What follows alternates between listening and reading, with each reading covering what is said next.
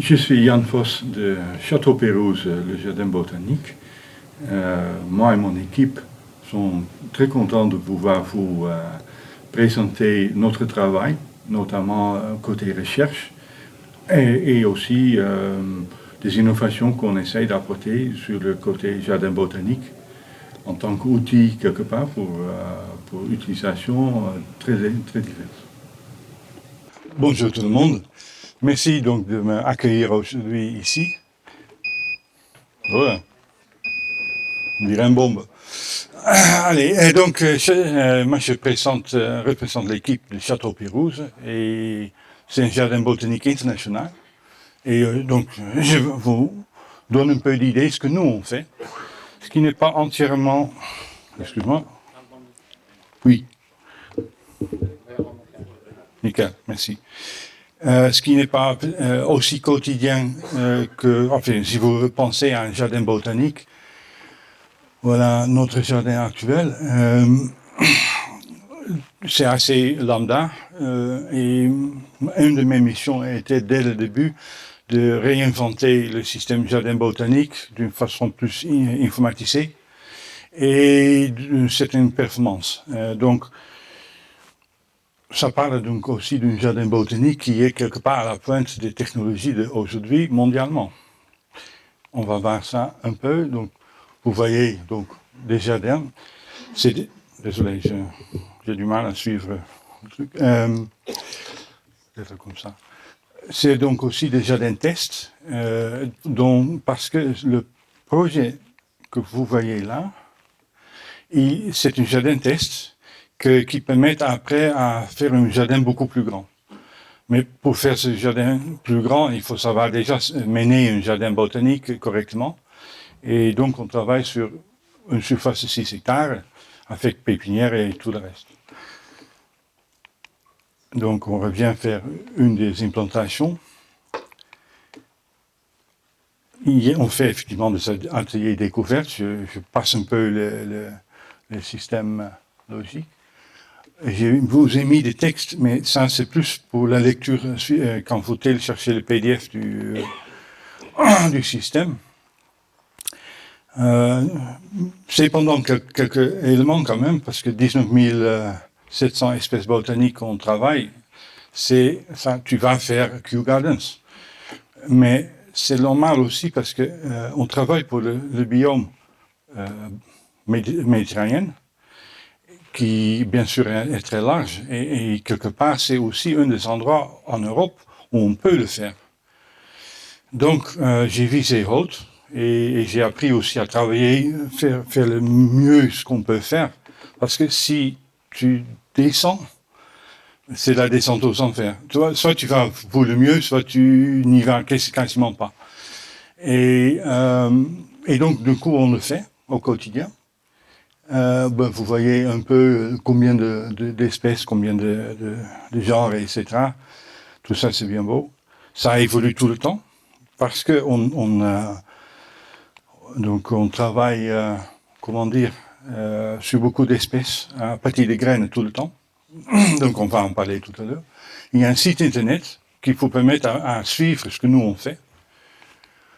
Avec, par exemple, des jardins interactifs, donc vous pouvez zoomer, comme ici, par exemple, et vous avez donc vous pouvez cliquer sur les points, etc. Donc tout est informatisé à ce point. Donc c'est non seulement informatisé, mais aussi des coordonnées GPS de chaque plante, chaque bulbe, chaque élément. Et tout ça en précision centimétrique, justement pour les bulbes, c'est important. Derrière, vous avez donc des fiches par espèce, donc on travaille sur ces presque 20 000 espèces, et donc pour beaucoup, il y a déjà des textes très complexes, y compris donc pour donner une idée, donc il y a le parti botanique traduit, parce que pour les Français, c'est peut-être de temps en temps plus simple quand c'est en traduit. Les références, mais aussi par exemple tout un travail de horticole parce qu'il faut mener dans le jardin les plantes au final.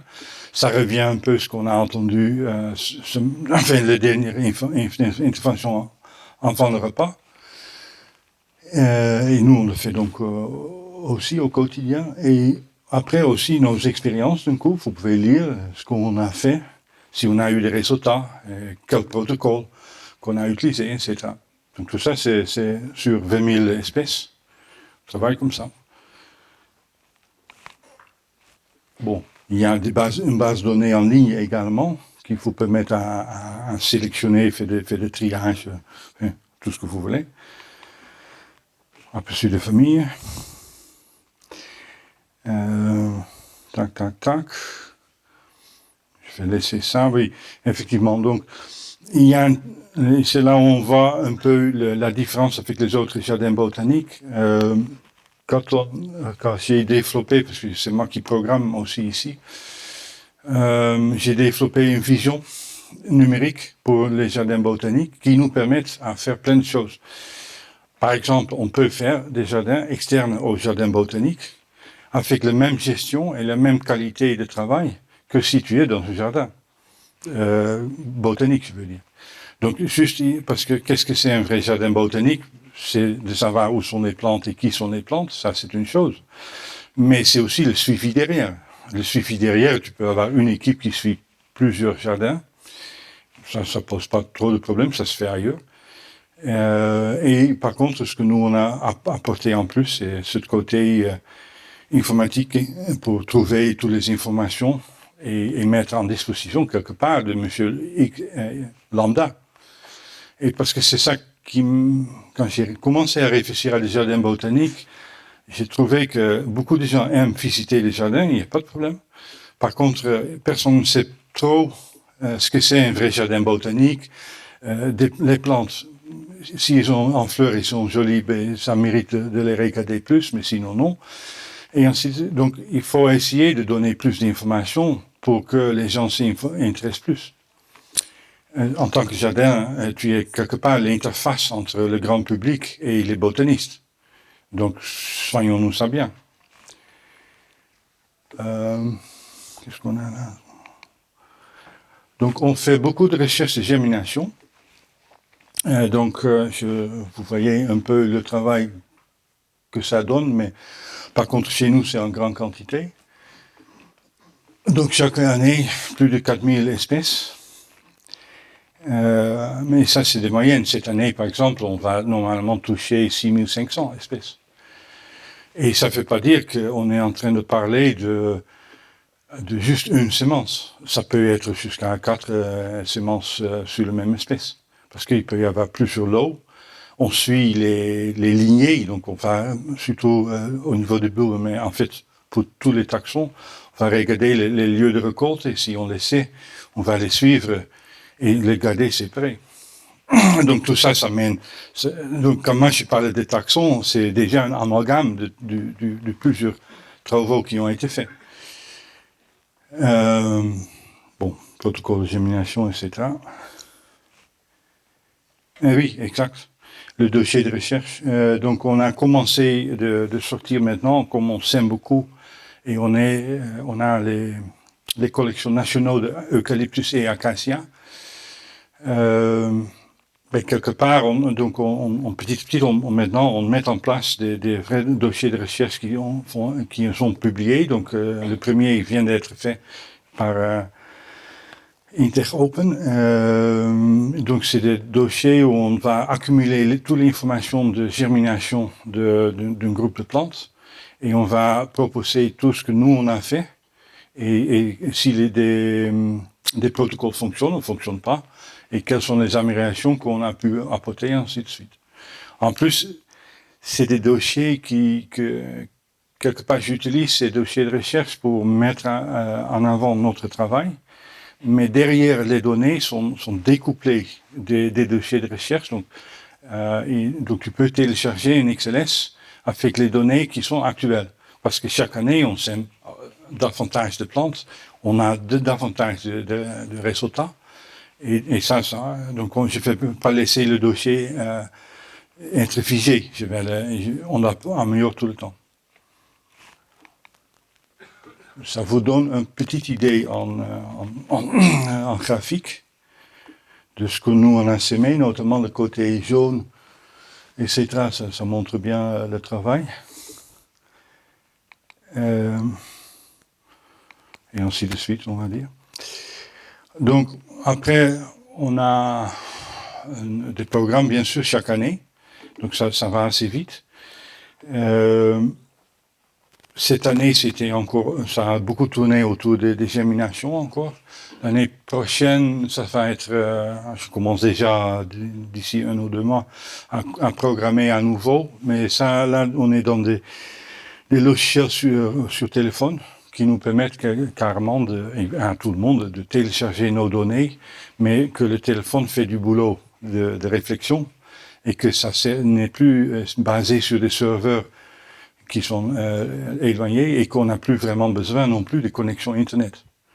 Du moment que vous avez téléchargé les données, vous avez accès à plein de choses directement. Donc ça, c'est du boulot que je vais mener dans les prochains mois pour programmer tout ça. Pour petit bémol, je suis ni diplômé informaticien, ni diplômé botaniste, ni plein d'autres choses. Donc j'apprends toujours sur le tas. Donc c'est quelque part ce qu'on appelle en allemand leitmotiv. C'est plutôt comment on fonctionne. Qu'est-ce qu'on peut dire d'autre? Voilà, collection végétale. Donc, on travaille entre autres sur les arbres méditerranéens. Donc, actuellement, on en a déjà 1400 sur place. Mais on va en ajouter encore au moins 1000 de plus dans les prochaines années. Donc, ça va assez vite aussi parce que normalement, on fait germer quand même à peu près 300 par an de plus. Donc c'est sur les 6000, vous pouvez imaginer que 300 c'est rien. Donc ça va.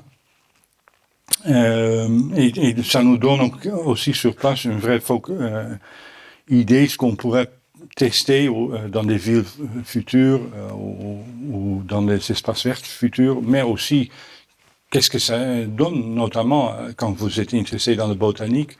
J'ai de temps en temps l'honneur d'avoir Francis Allais, par exemple, qui vient chez nous, parce qu'on a tellement de plantes qu'on ne peut que voyager loin pour les voir, que ça l'intéresse énormément. Bon, c'est de la chance, quoi.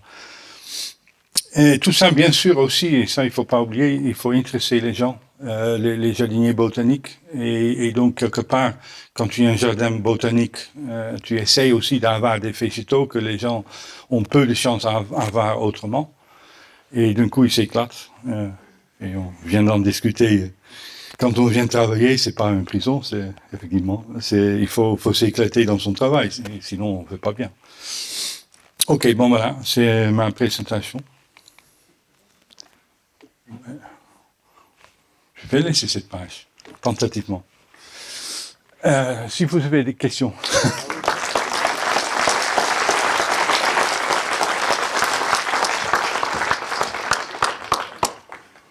Merci beaucoup de votre présentation. Vous avez parlé donc des végétations méditerranéennes ou subtropicales. Est-ce que vous pouvez donner un petit peu plus de détails en fait sur d'où viennent la majorité de vos plantes et pour avoir un peu une idée comme ça de la représentativité? Carrément toutes les zones méditerranéennes du monde. Donc Australie, Afrique du Sud, Californie, Chili et bien sûr Méditerranée. D'accord. Merci. Et donc le jardin, la visée, c'est de produire des informations disponibles pour l'ensemble des personnes intéressées par la culture des plantes, etc. Oui. Et donc, y compris des visites éventuellement d'étudiants, des choses comme ça. Il n'y a aucun souci. C'est pour ça que je l'ai mis quand même, la dia, enfin la dia, parce que quelque part, on oublie et je m'en doutais un peu qu'il y avait peut-être des enseignants et autres. Donc si vous voulez, bien sûr. Et il faut être accueilli par l'équipe, ou moi-même, hein. Donc, un de nous. Très bien, merci beaucoup. Je vous en prie. Les données que vous générez sur la germination Ouais. de toutes ces espèces, précieuses données, est-ce qu'à terme vous les publierez ou les rendrez publiques? Oui, justement. Donc à la fois, ils sont par taxon sur le site internet. Et donc, vous pouvez tout de suite les voir quand vous voulez. Et en plus de ça, on publie petit à petit des dossiers de recherche qui englobent certaines familles, ou plus grands même, parce que l'importance après, c'est plus les technicités. Donc, si les plantes qui ont besoin de quasiment rien pour germer, ben, quelque part, ça n'apporte pas grand-chose de plus. Mais du moment que, par exemple, c'est là où d'ailleurs c'est très intéressant quand on travaille sur les plantes méditerranéennes, parce que par exemple le feu, le fumiger, etc., tout ce travail, est-ce que tu en as besoin, est-ce que tu n'en as pas besoin, est-ce qu'il faut bouillir les graines, pas bouillir les graines, enfin bref, tu peux te poser plein de questions, et nous on travaille là-dessus depuis des années. Bonjour, merci beaucoup. C'est très impressionnant ce que vous faites. Le nombre d'espèces aussi que vous indiquez est très très impressionnant. On est en milliers d'espèces. Vous êtes aujourd'hui sur 6 hectares, vous comptez l'être sur beaucoup plus. Il se trouve que les jardins botaniques sont aussi responsables d'un certain nombre d'échappées. Oui. Et comment vous allez gérer ça à l'échelle de ce jardin et de ces milliers d'espèces que vous étudiez? Tout à fait.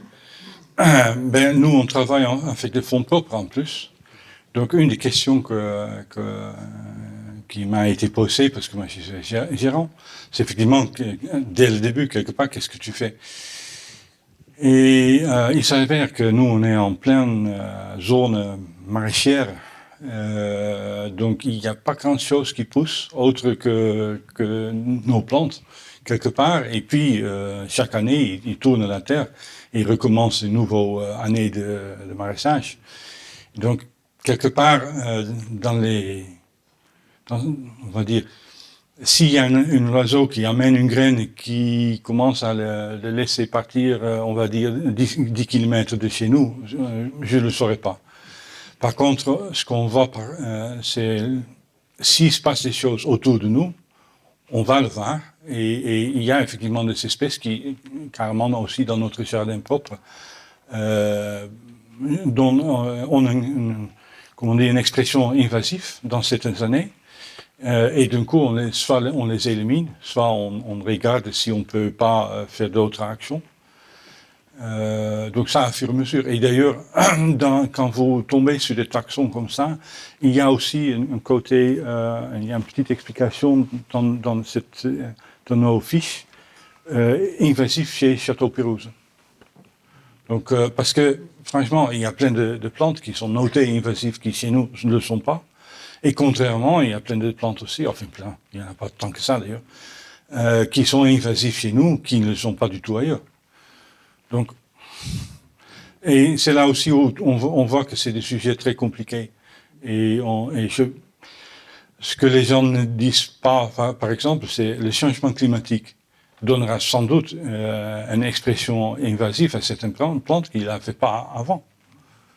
Donc, je veux bien parler des plantes invasives, mais c'est beaucoup plus simple, difficile, et on a d'ailleurs un programme, et ça c'est dans les programmes de récréation de microclimat, qu'on va pouvoir tester certains végétaux pour justement cette expression expressive dans des microclimats différents que celles qu'on a réellement sur site. Merci beaucoup pour votre présentation. Moi, j'avais une question plus d'ordre général. Est-ce que vous avez eu l'occasion d'interagir avec des programmes de translocation ou de réintroduction ou d'introduction? Pas encore. Non, même réintroduction, pas tant que ça. Par contre, on a effectivement, il y a des botanistes qui nous envoient des graines pour faire germer. Et une des actions que nous on fait, c'est par exemple pour les bulbes, c'est un grand exemple. On a une grande collection de bulbes et on propose des graines à notamment Pacific Bulb Society, qui est l'association le plus développée. Et ils ont, quand vous voyez leur liste à eux, qui sont peut-être 300 espèces, nous on donne notre liste à 500 espèces, en plus de ce qu'eux ils ont, pour qu'ils peuvent quelque part, au lieu de faire récupérer de la nature, et ils voient les lignées, d'où ça sort, etc., quelle année, enfin, tous les détails. Ouais. Okay. Merci. Mais ça fait juste une petite partie du boulot. Je peux en parler beaucoup plus longtemps. Merci beaucoup et merci pour votre présentation. Moi, ma question est toute simple. Je travaille dans un conservatoire botanique. On a des autorisations de récolte dans la nature. On a des autorisations de cultiver des espèces protégées. Comment ça marche? Quelle est la législation? Quelle autorisation vous avez? Ne pas piller les stations? Quelle est la déontologie? Tout à fait, moi je n'ai pas. À l'époque, j'en ai discuté avec le directeur qui pilote les conservatoires, etc. Et à un moment donné, ça s'est jamais allé plus loin. Donc ça, c'est très dommage. Parce que c'est moi-même qui a toujours dit, écoute, pourquoi on ne travaille pas en coopération ni rien? Mais c'est très compliqué. Après, moi, pour l'instant, on ne récolte pas de graines nous-mêmes dans la nature, ou très peu, et des choses assez banales. Je me rappelle d'un cas où on a cherché un cyprès à côté de Pixandou, qui est là-bas banal, mais par contre, en Espagne, ils voulaient regarder si c'était le même taxon, sous-espèce. Et d'un coup, on les a envoyés ces graines-là. Mais c'est des trucs très, très particuliers qu'on va faire, et pas plus de ça.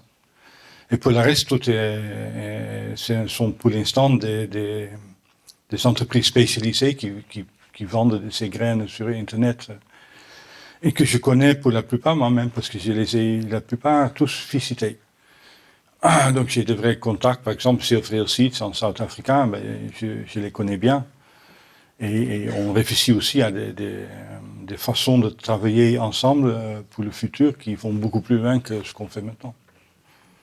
Bonjour, merci pour votre présentation. Moi, j'aurais une question plutôt d'ordre économique. Vous parlez de fonds privatifs. Alors, vous vivez de mécénat ou vous vendez des choses aussi? Parce qu'à un moment donné, faut avoir des fonds pour tourner l'entreprise. Et voilà, quel est votre statut et puis comment ça fonctionne de ce côté-là? C'est vraiment, on va dire, une sorte de système de mécénat. Et donc, moi, je suis hollandais d'origine. Peut-être l'accent m'a trahi un peu. Et il y a une grande entreprise hollandaise qui supporte mon travail. Donc on est quand même une jolie équipe de 10-12 personnes, 12 facile, oui. Donc ça chiffre, effectivement. Et donc, pour compléter ma question, le but, c'est d'être une vitrine par rapport à cette entreprise ou... Non, même pas. D'accord. Non, parce que la France est très loin de la Hollande pour ce genre d'idées. Et par contre, ce que je suis en train de faire, entre autres, c'est créer des jardins botaniques en Hollande. Donc, on travaille maintenant sur la première, où on ramène tout le travail de gestion, etc., vers la Hollande pour justement que ce soit quand même un peu équitable et qu'eux aussi, ils ont quand même des avantages. Mais en attendant, ils ne me demandent rien en retour, en concret. Aussi simple. Merci. Oui, bonjour. Moi, j'ai une question quand même sur l'avenir de votre jardin, parce que je comprends que vous le faites par passion personnelle et que vous y investissez votre argent, ok, c'est légitime, mais qu'est-ce que cela deviendra quand vous ne serez plus là, en un mot? Oui, mais à tout dire, à l'époque, quand j'ai arrêté, c'était en début 2000, donc c'est 2002. Quand j'ai arrêté de travailler en Hollande, j'avais quand même bossé 13 ans, 110 heures par semaine et très peu de semaines de vacances. Donc j'avais vraiment un peu la fin en fait, à un moment donné, tu cherches un second souffle, on va dire. Et donc, petit à petit, j'ai regardé qu'est-ce que je peux faire. Et donc, je voulais développer un projet dans le sud de la France en immobilier. Et quelque part, j'ai vu sur le site où on travaille, quelque part, c'était l'idée de faire en sorte que c'est une ville qui est assez sinistrée par rapport à tous les emplois agricoles qui sont plus là.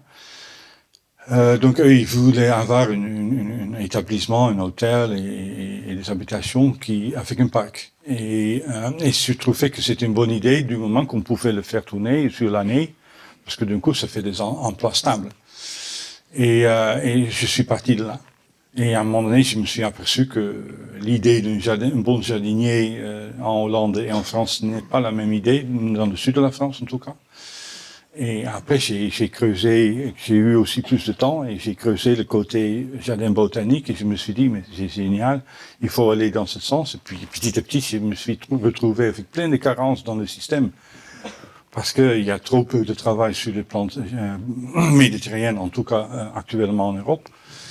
Et ainsi de suite. Donc j'ai petit à petit avancé dans mon sens. Mais effectivement, donc l'idée en théorie, c'est effectivement que on peut un jour faire ce projet immobilier parce que ça donne de redéfense d'entretien qui peuvent aider le jardin botanique. Et donc, c'est-à-dire qu'on n'arriverait jamais à faire un bon jardin botanique avec uniquement des entrées de visiteurs. Vous le voyez très bien avec la bambouserie d'Anduze, qui est un très bon exemple, qui doit devenir de plus en plus parce que un Luna Park, enfin, ils font plein de choses qui n'ont rien à voir avec la botanique, parce que c'est pas la botanique qui passionne le plus. Par contre, si tu peux vivre dedans et tu as accès à autant de plantes et tout le temps il y a de nouvelles choses en fleurs, etc., là déjà c'est intéressant. Et il y a du marché pour ça, sans aucun problème. Et on parle bien sûr on va dire 50 000 € par an de redéfense pour soutenir le jardin botanique par habitation. Tu vois, donc ça c'est des moyens. Avec ça, vous pouvez faire des choses. Et bien sûr, avec un parti entrée visiteur, en plus, vous pouvez aspirer à faire quelque chose qui tient debout. Donc ça, bien sûr, je commence pas ce genre d'idée si ça va nulle part. Donc je les réfléchis. Mais par contre, c'est une de mes côtés, j'essaie toujours de réfléchir en dehors des cadres standards. Parce qu'on voit bien qu'à un moment donné, les cadres standards ont du mal, notamment dans les jardins botaniques. Et donc, tu essaies de trouver autre chose. Et comment tu vas faire? Donc d'un coup, par exemple, et je réfère quand, par exemple, il y a des paysans qui disent, nous, on est les paysages, les jardiniers du grand paysage. Et tu vois, il y a une logique là-dedans qu'on oublie de temps en temps. Il y a aussi dans les jardins une logique. Si les gens veulent vivre dans un jardin, c'est peut-être pas si mal non plus, s'ils veulent payer pour ça.